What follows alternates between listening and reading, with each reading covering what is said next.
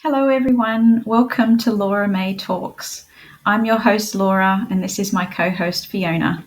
Hi Hello. Fiona. How you going? Good, how are you? Pretty good. So today, Fiona, we've been talking a little bit before now just about things to do with technology, the benefits and sometimes the downfalls that technology can have in our society today.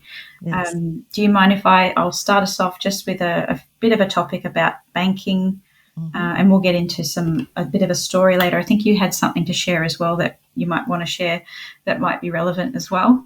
Yeah, go for it. So online banking, it's something that's come in a little while ago now, but it's in more recent times. It's been amazing to see. We've got all these amazing benefits of fast payments. So you can have like a quick transfer. You go your online banking, bit different to the old days. You go into the bank, you put a check in or you put your cash in, you have to wait a day or more to get that money out. And now we can just click of a button, go on your phone, your laptop, whatever, and there it is in your bank account. And you can send money to friends, family. Really helpful for some people, I'm sure. What do you think about, I guess, compared to how it used to be? How's that for you, Fiona? Yes, well, when I was a teenager, that was when ATMs came in. There was no such thing as an ATM when I was a kid, and so you actually couldn't do anything to do with banking without actually physically going into the bank when they were open.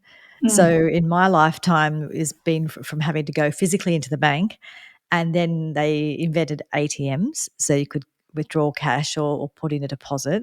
And then I did telephone banking. So it was before internet banking. I did telephone banking. So I used to ring up and you put in all the codes, and it would take forever, and you'd have to listen back to all the numbers and everything and say yes and no and all this sort of carry on. It used to take ages, but did everything by phone banking. So yeah, I do appreciate how easy that it is to sort of just bank on your phone or bank on your computer. It's much easier and much faster. The only thing is, I suppose everything has risks, and it's different risks, Yeah. because back in the day, actually, when I used to get paid in my first job, you got paid cash. You physically got paid cash. So you'd be carrying that cash on you, right? And Yeah. so there was a risk that you could get mugged or lose your handbag or whatever, drop your wallet somewhere. So there was that kind of risk. Well, now I suppose it's a different kind of risk because you have the convenience, but now people can do dodgy stuff online or hack into accounts or trick you into transferring money to them, all those kinds of things. But yeah, I think on balance, I find it super convenient, and I'm really glad that we've got those options today. You've got to be really, really careful because it's Yeah. much easier for someone to convince you to, transfer cash to them or something. And there's no, when you're doing it online or on your phone, there's no bank clerk, there's no one there. It did happen to a friend of mine recently, and the bank did ring, but her husband was on the phone with these hackers, well, not hackers, but whatever you call them, dodgy criminals. And the bank rang him and said, "Oh, are you sure you want to transfer this money and you're not being talked into it?" He said, "Oh, yeah, yes, I'm sure." So, but it might be a bit different if you went into a branch rather than online. But yeah, Mm. anyway, I like it. I like the convenience, but that does come with a risk. Absolutely, yeah. And just thinking about that security, I mean, obviously back in the day with cash, obviously there's problems with that too. We know that, but I guess it's a lot more accessible these days if people have access to a computer and they want to do something dodgy. If they have the means, they could, in fact, take money away from you without you realizing, or scamming you through online links or Yes, via yeah. the phone. All sorts of things can happen these days.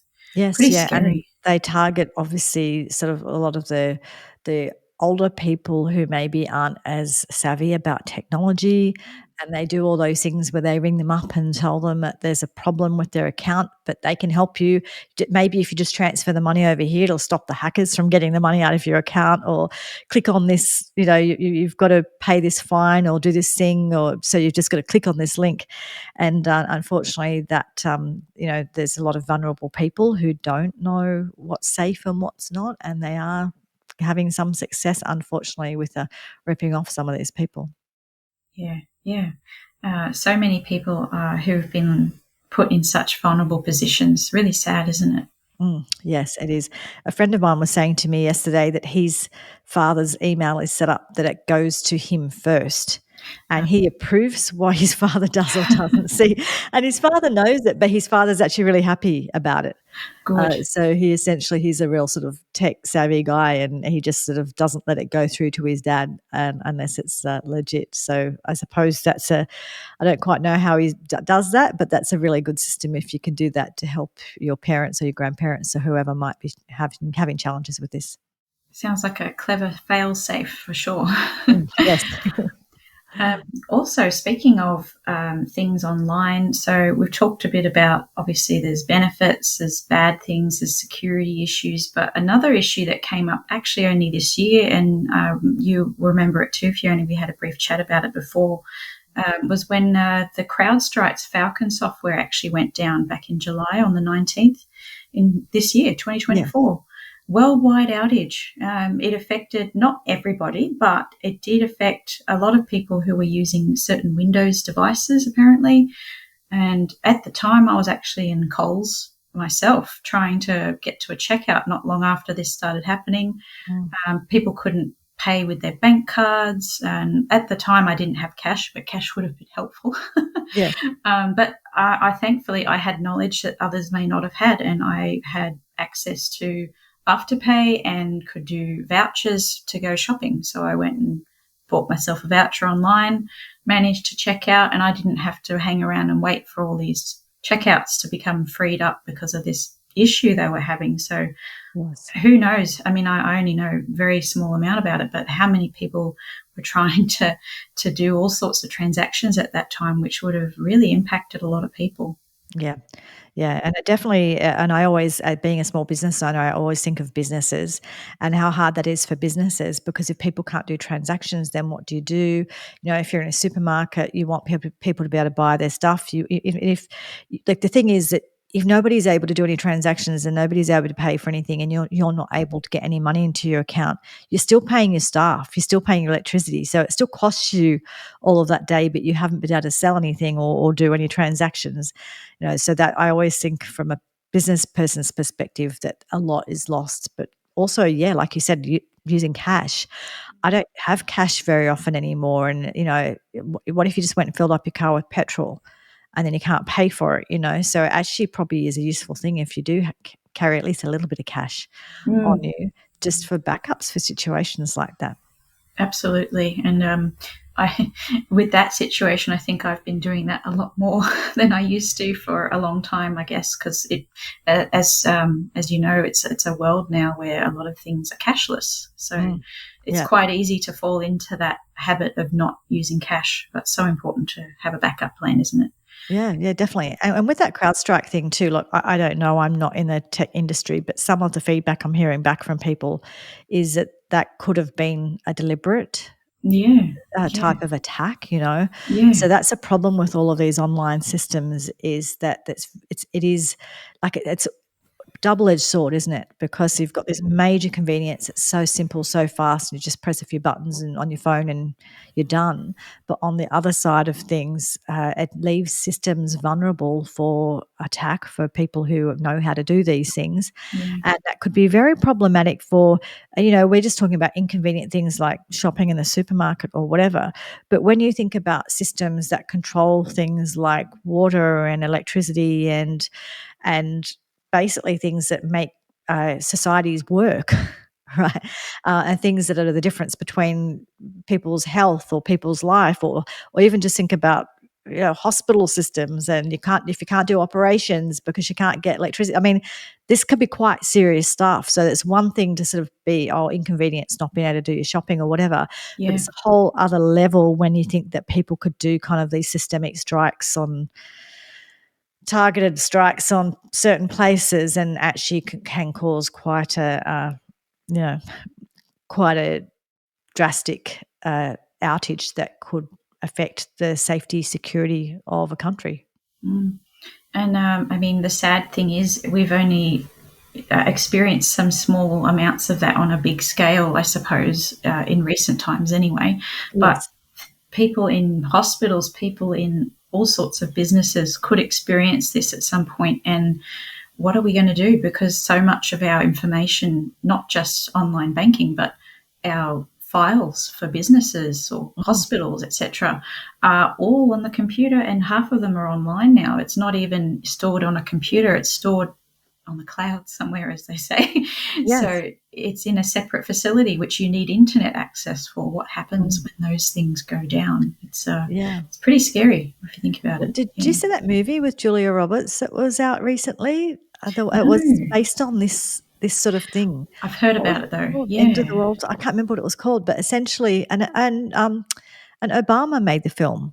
Wow. So, President Obama, he made this film, and it was what happened is someone did take over the internet, or the I don't know whatever they took over, and they did things like they got self-driving Teslas to all drive themselves to a certain spot and just crash into each other, and like the ship's navigation system stopped working, so the ships were kind of grounding a bit like whales. The ships were grounding up onto the beaches, and the internet was down, and that they pretty much started World War Three because one country thought it was the other one that did it, the other one. So they literally did this, and it's you know 30 years ago, 40 years ago, I would have actually thought that that was all complete fantasy, and now I'm like, Yeah. Wow. Where did this come from? it's not so much fantasy, that it's not impossible. Like, I don't know exactly, but it's certainly, uh, yeah, it could be a bigger deal than we might think about, sort of thing. If Yeah. people do in the wrong hands with these sorts of technologies, if people can take over, and that's actually part of the whole AI thing as well, right? Mm, So the great mm, thing about AI is it makes life a whole lot easier. The bad thing about AI is where does it stop, and how strong, how powerful can it be, and where does it end? Where does it? Yeah, there's so many unanswered questions about mm. that, about the power of it, and yeah, same sort of thing. Exciting, but also scary. Lots of Yeah. unknowns for Mm. sure.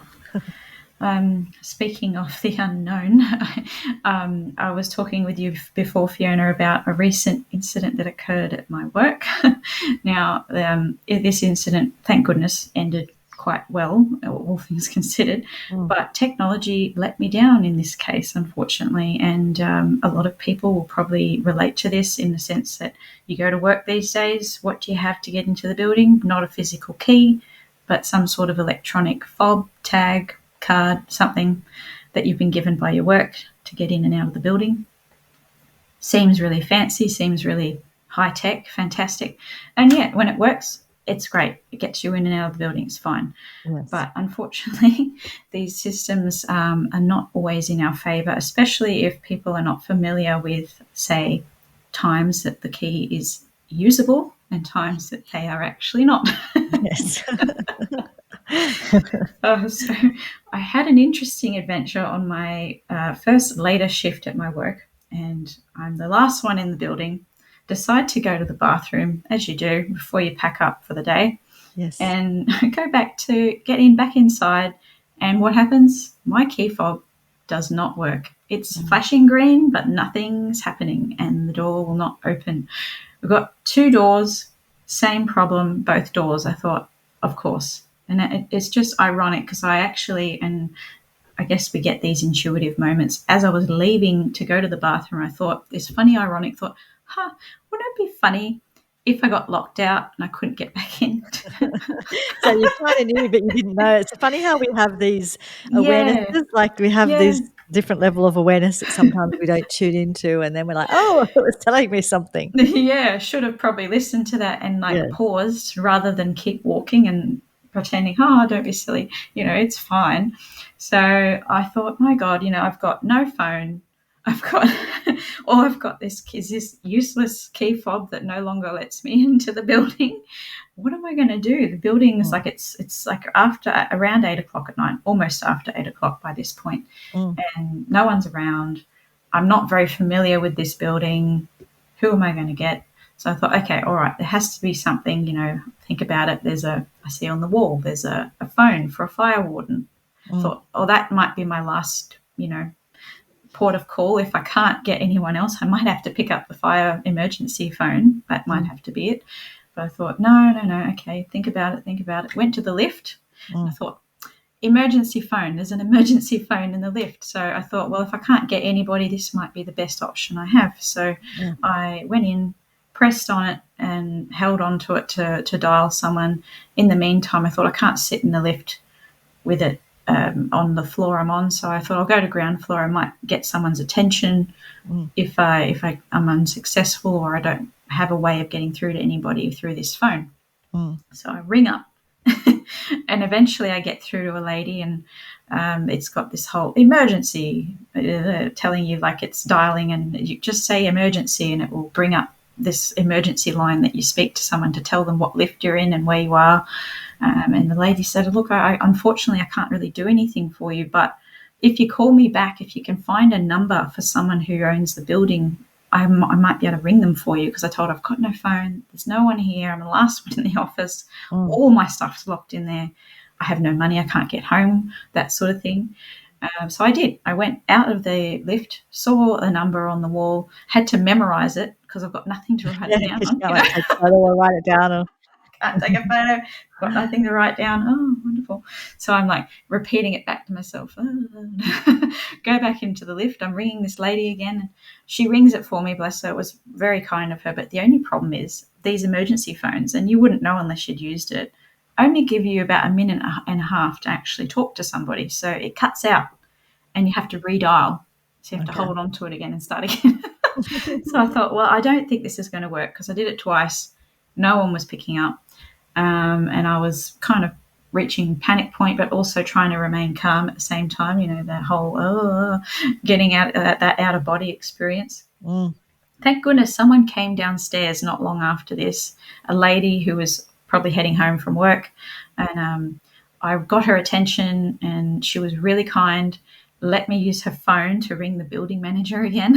mm, Finally got through after a couple of rings, and he gave me the number for the security. The only thing was, he did explain to me that they could probably get me up to my level, but he didn't mention to me at the time that they wouldn't have access to my actual office. So I thought, wonderful, I'll ring them up. They'll help me. And he said, and there is a charge, a $95 call out fee. I thought, oh, great. Well, I'll worry about that later, I suppose. I just have to do it. So I ring them up. Unfortunately, they tell me, no, we don't have access to the office. So I mm. ring the building manager back, and he says, oh, well, you didn't tell me that, for accusing me. Like, I mean, I'm like, excuse me, like, I'm in an emergency. You operate this building. Why are you getting annoyed with me for Yes. being in an emergency and not fully explaining something to you when I'm obviously stressed? Mm, And anyway, so at least he was trying to be helpful, and he said, look, there is another way, but it will still only get you up to your floor. If it's helpful, they can come round. When they do their rounds, I can give you a call if you need help to get up there, if there's a way someone can get you in. I said, that's not going to be helpful, but I appreciate it. Thanks anyway. And mm, so by this point, I have no way to contact my manager. I thought maybe I'll call their Melbourne office because that's where my manager is located.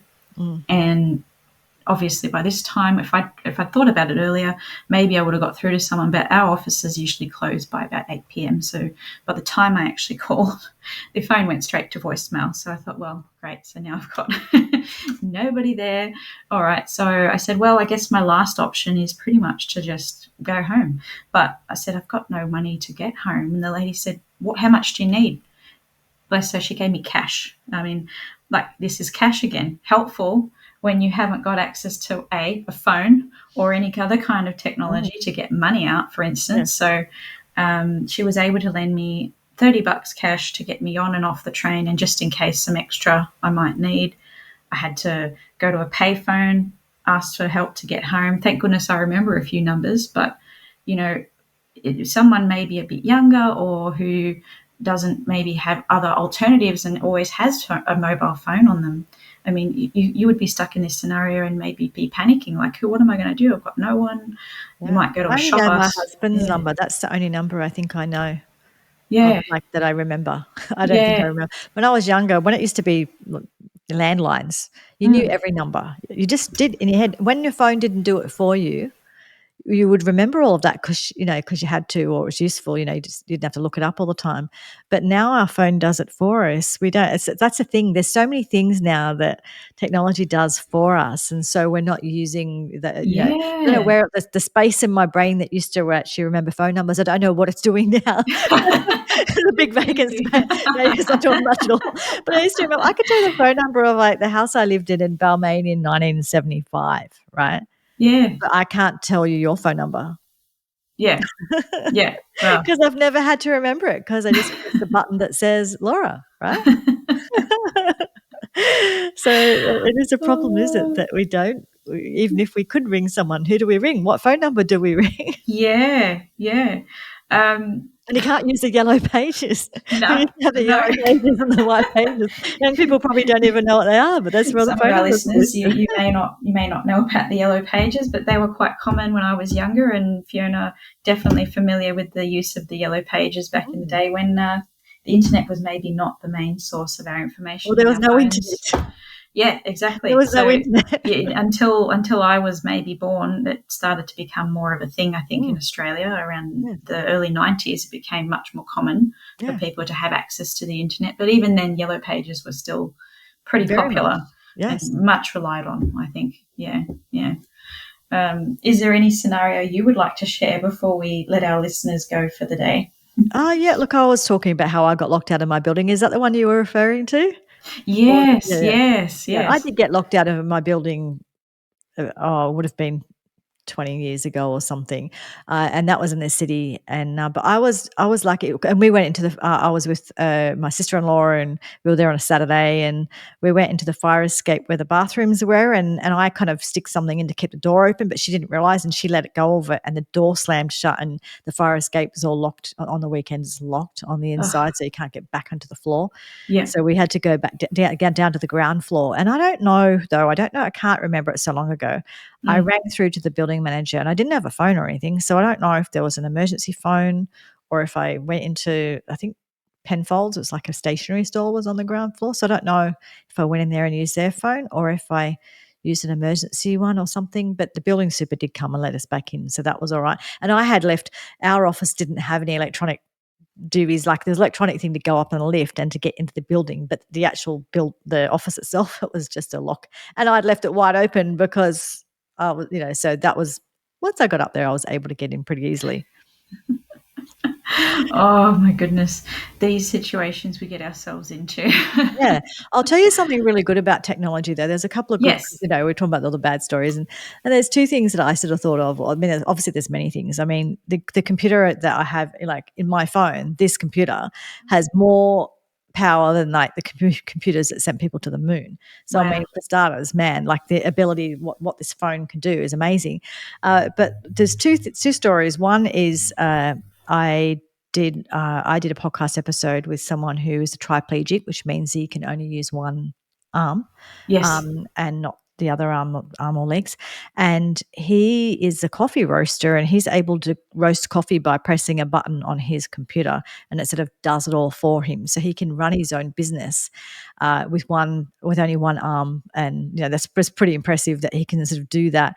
And even all just the things like the technologies, like the different types of wheelchairs, things that you can control with either with one arm or with your chin or whatever your face, they're pretty amazing. But the Yeah. other thing too is that actually some of the things like cochlear implants. My husband's going to be having one in January, and Mm. that Neuralink thing that Elon Musk has been sort of talking about, getting people. So the cochlear implant gets your brain activity happening again and gets your the nerve working again and helps with your hearing, but also helps reduce things like tinnitus and the dementia that can happen from hearing loss. But Yeah. that Neuralink also somehow, I think I can only imagine that people who end up in a situation where they're quadriplegic or whatever it is, Mm. that sort of somehow allows them to start doing things or taking actions or controlling devices or something. I'm not sure, but anyway, there's some pretty amazing things like that are coming along. So there's some negatives, and some of it's really scary, and some of it can be really challenging. And I don't like the idea of having one of those kind of like when people get. I have clients that say, "Oh, I just tell Alexa to do this and do that," and Alexa's the one that opens the front door for me, or closes the front door, or turns on the lights, or opens the blinds, and I'm kind of like, don't like the idea of that, because when Alexa's not working, that's a bit of a challenge if Alexa works everything in the whole house. Yes. Yes. But on the other side of things, the kind of amazing Absolutely. Yeah. technologies that they've got that are really useful for people who have issues with whether it's brain damage or spinal damage or hearing loss or whatever. There's some pretty phenomenal things coming along as well. So it's Yeah. one of those things that's like the amazing things, and then there's the not so. And I actually even I won't name who it was, but someone in our family had a surgery last week, and it was actually a like a, do you call it, like a robot that did part of the surgery. Mm. So it's Mm. robots that actually do the surgery, the cutting and all that sort of stuff. So that's pretty phenomenal. I don't know if I'd be happy about that or scared about that, but anyway. So, it's one of those things, sort of the technology. Technology always has these great strides and great things, but also can bite you in the backside and cause problems, and it's Yeah. kind of balancing that sort of stuff and putting in precautions and those sorts of things. I think on balance, I'm glad for technology. However, Yes. do have to have an awareness around it, and we do have to sort of try and keep up with it from an ethics point of view and all that sort of stuff. Absolutely. Mm. And I guess the final thing I'll add to that is I was lucky enough, I think, to grow up in a time when it was on the cusp of technology becoming a bit more advanced, and internet was kind of still up and coming. And I had a life where I had a good blend of real life versus technology, and then social media became a lot bigger. A Yes. lot of other things became a lot bigger, and I think it's really good to be able to see both sides of the coin. So I'm not against technology by any means. I think it's fantastic, but I think it's really important to be a bit realistic that there is only so much you can do with technology, and then there's going to be a point in which we need to be careful we don't rely on it completely. So Yes. it's just being careful, being prepared for all scenarios is what I guess my point with this Yes. discussion I would like to add here is just be prepared. Even things like having a bit of cash handy, anything, thinking about things from multiple perspectives, so And you can important. never go to the toilet again without a phone, Yeah. without Oh no. without a bit of Oh no. cash, without your transport, what's it called, Opal card or whatever it is for the Take the wallet with you, take the phone, and you'll be good. otherwise, just get the implant, the chip thing that's got all of, like it's like your phone inside of your head or in Yeah. your arm or something. Oh my goodness. Well, Fiona, thank you so much for talking with me about this today, and I hope our listeners have enjoyed our discussion. And until next time on Laura May Talks, thank you, Fiona. Take care, and I'll see you later, everybody. Bye. Thanks. Bye.